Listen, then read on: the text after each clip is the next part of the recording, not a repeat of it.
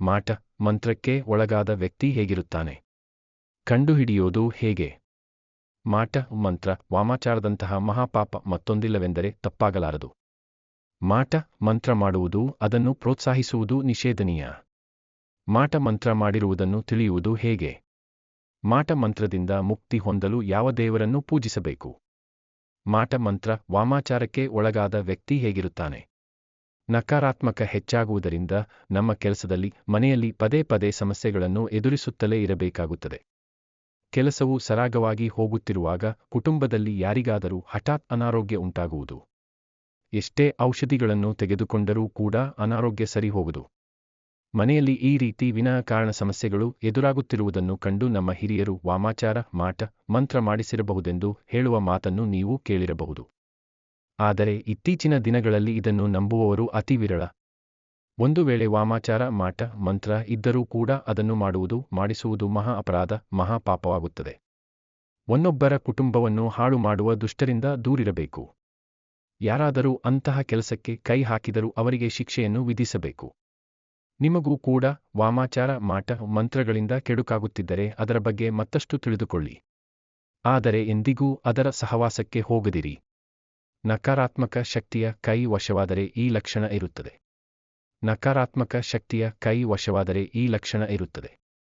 ಒಬ್ಬ ವ್ಯಕ್ತಿಯ ಮೇಲೆ ತಾಂತ್ರಿಕತೆಯನ್ನು ನಡೆಸಿದರೆ ಅವನ ಉಸಿರಾಟವೂ ವೇಗಗೊಳ್ಳುತ್ತದೆ. ಹೌದು, ನೀವು ಚಲನಚಿತ್ರಗಳಲ್ಲಿ ಅಥವಾ ನಿಜ ಜೀವನದಲ್ಲಿ ನಕಾರಾತ್ಮಕ ಶಕ್ತಿಗಳ ಅಡಚಣೆಯಿಂದ ಬಳಲುತ್ತಿರುವ ವ್ಯಕ್ತಿಯನ್ನು ಅನೇಕ ಬಾರಿ ನೋಡಿರಬಹುದು. ಅವರ ಭಯಾನಕ ಉಸಿರಾಟದ ಸಮಯದಲ್ಲಿ ಉಬ್ಬಸ ಪ್ರಾರಂಭವಾಗುತ್ತದೆ. ಇದನ್ನು ನಕಾರಾತ್ಮಕ ಶಕ್ತಿಯ ತಡೆ ಅಥವಾ ವಾಮಾಚಾರ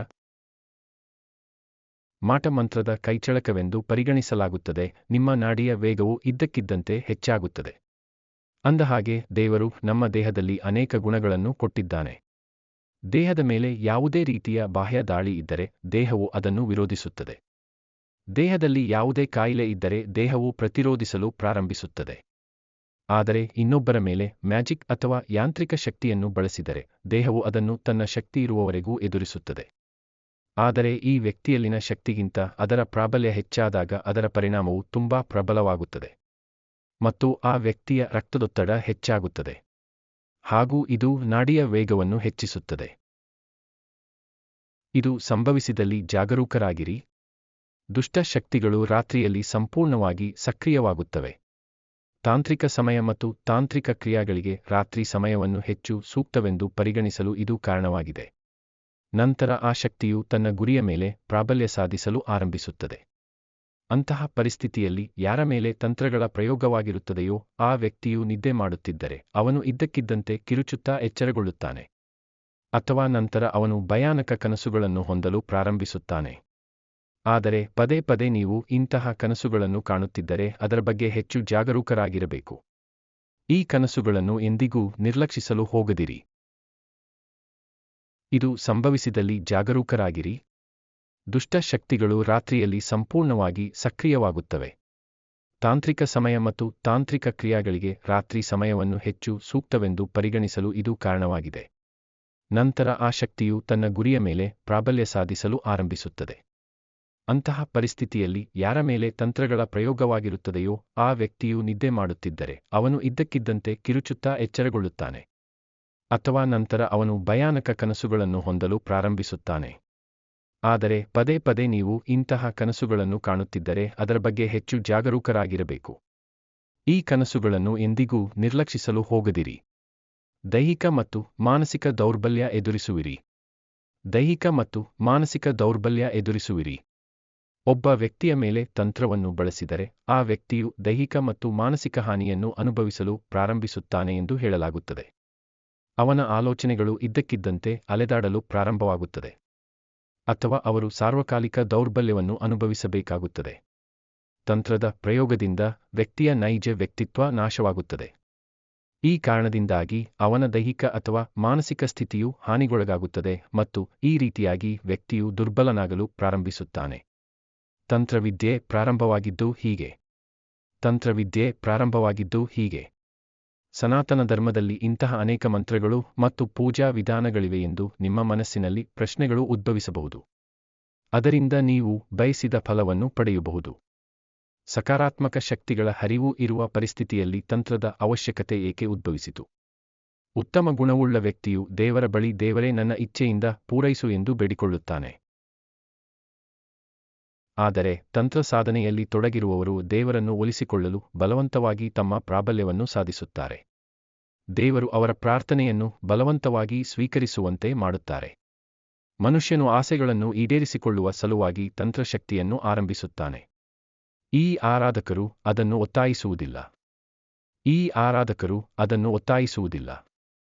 ಯಾರೊಬ್ಬರ ಮೇಲೆ ಮಾಟಮಂತ್ರ ಮಾಡಿದರೆ ಅದು ವಿಫಲವಾಗುವುದಿಲ್ಲ ಎಂಬ ನಂಬಿಕೆ ನಮ್ಮ ಸಮಾಜದಲ್ಲಿ ಇದೆ. ಆದರೆ ಮಾಟಮಂತ್ರದ ಶಕ್ತಿಯನ್ನು ನಾವು ಈ ದೇವರುಗಳ ಆರಾಧನೆಯಿಂದ, ಪೂಜೆಯಿಂದ ನಿಯಂತ್ರಿಸಬಹುದು.